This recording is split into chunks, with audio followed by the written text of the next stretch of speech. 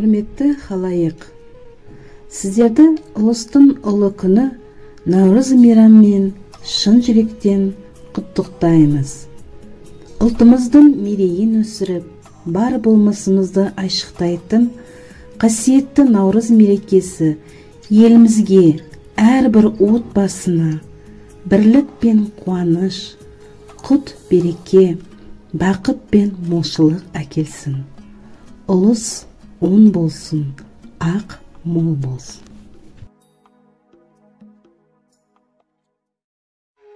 Наурыз – один из самых древних праздников на Земле.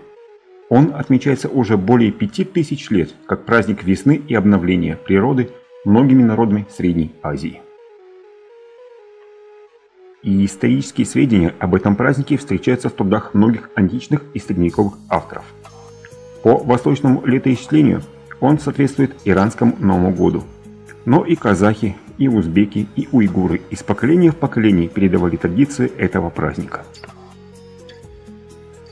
Таджики называли его Гуль-Гордон или Гуль-Навруз. Татары – Нардуган, а древним грекам он был известен как Патрих. Корни праздника можно отыскать в древних языческих обрядах. Несмотря на давность, этот праздник сохранился в народной памяти и в настоящее время приобрел новый, скорее этнический и культурный смысл. Но, к сожалению, история праздника Наурыз имеет непростую судьбу. С 1926 по 1988 годы Наурыз не отмечался всенародно, находясь под запретом. Особенно сильно запрет стал действовать в годы коллективизации.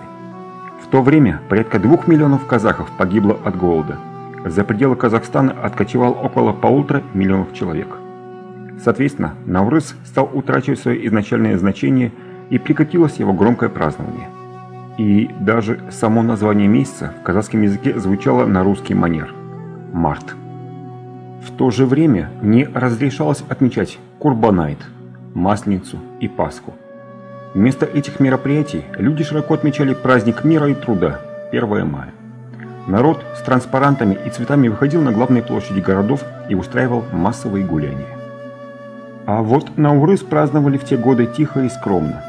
Казахи тайно угощали своих друзей и соседей других национальностей Наурыз-коже и бауырсаками.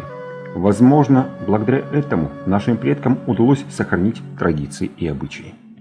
Историк Ханкильды Абжанов рассказывает: люди подпольно отмечали Наурыз, готовили Наурыз-коже, тайком ходили друг к другу в гости.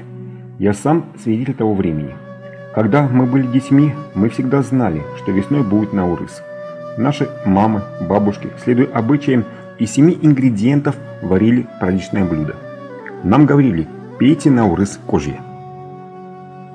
Мы не понимали, что за Наурыз-коже и почему его готовят лишь раз в году. Когда спрашивали, нам боялись объяснять. Взрослые подносили указательный палец к губам, мол, цыц. О нем практически не говорили. Без огласки сами праздновали Наурыз. В аулах люди были единодушны, и никто никого не сдавал и не наказывал за это.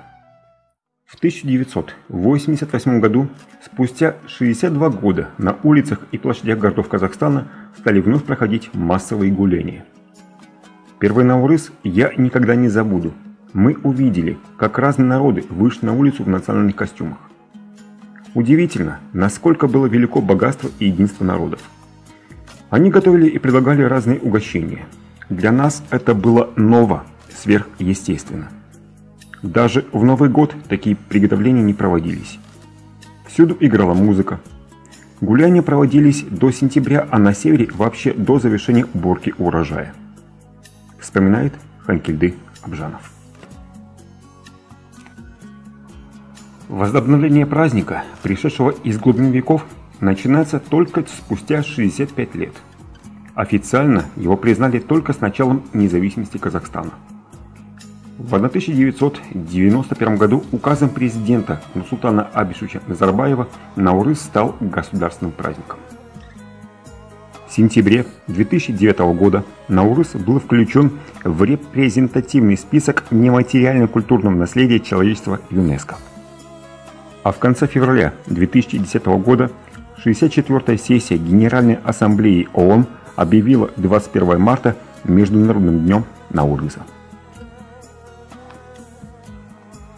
С каждым годом празднование Наурыза становится более масштабным. Сегодня это всенародное государственное мероприятие, один из главных праздников страны. Мы видим, как казахстанцы любят этот праздник, ждут его и готовятся к нему. Это действительно начало Нового года, обновление природы. Вокруг и земля становится краше, и ее жители. Наурыз хорош тем, что семьи и народы становятся дружнее, желают друг другу только хорошее.